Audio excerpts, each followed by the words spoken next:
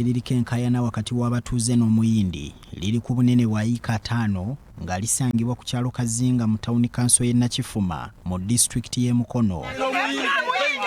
Okusinziira ku batuuze, Omuyindi ono ayagala okubagoba ku ttaka talina mpapula ntuufu za bwannannyini ku ttaka lino era nga beewuunyizza nnyo okulaba ng'ate atandise okubasaayira emmere.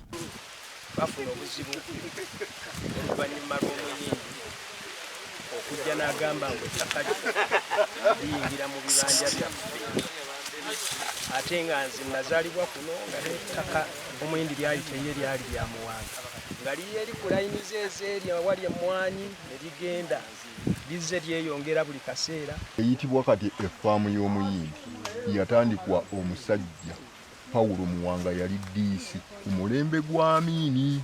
Abakulu Nomani Mulumba ne mu sisitimu ya Buganda mwali yakipunta kiina eka 4 n'obutundutundu 19 naye neewuunyiza nnyo nti ekibanja kya Nomani tekiriiyo. Ne neewuunya nnyo Omuyindi gye yava ate atwala ebibanja by'abantu ate ku ttaka ly'Obwakabaka. N'amakula Farida omu ku batuuze agamba babadde ku ttaka lino okuviira ddala mu 1992 nga kibeewuunyisizza nnyo okulaba nga waliwo bannaabwe abakolaganye n'Omuyindi okukyusakyusa empapula ezimu ezikwata ku ttaka lino. Gempulidde kize n'okunkula lwaleero waya nempulira okutegeera sikyategeera nti ekibanja kyaffe baakiwandiisiriza mu bannya g'abasomesa. Abasomesa bwe baali bajja kuno bajja n'ebibanja Madamu Dina ne Deputy Busulwa yajja n'ekibanja ng'ajja ku kibanja ku ssomero. Bano era bagamba baatuuza dda enkiiko minisita w'ettaka Sam Mayanja naye ze yeetabamu era n'asuubiza okubayamba ku Muyindi nga kirabise ng'ezitaavaamu bibala olw'ensonga Omuyindi atandise okubagoba. Oluvannyuma ennyo ng'amaze okwogera wali eri mu bantu twamukkiriza emmanga ne tumulaga Omuyindi w'ayita.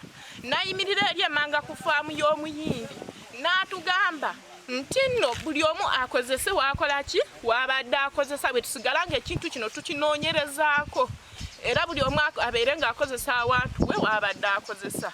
Emmundu zifuuse emmundu n'ogeza okwata enkumbi nti ozzekola muwogo oyo emmundu bakookinga. Omuyindi agambibwa okugoba abatuuze ku ttaka lino atuuseeko ku ttaka wabula tasobodde kuvaamu kigambo kyonna. Abannange bwe mulaba nfudde lwa kibanja kyaffe kya kitaffe kye yatulekera. Omubaka wa gavumenti e Mukono Mike Segawa atayagadde kulabikira ku kamera zaffe ategeezezza nga ensonga zino bwazimanyiiko era nga bwe bakola obutaweera okusobola okulaba nga bazigonjoola. Hassan Kasagga, BBS Terefayina. Abantu abakolera ku mwalo gw'e Mulungu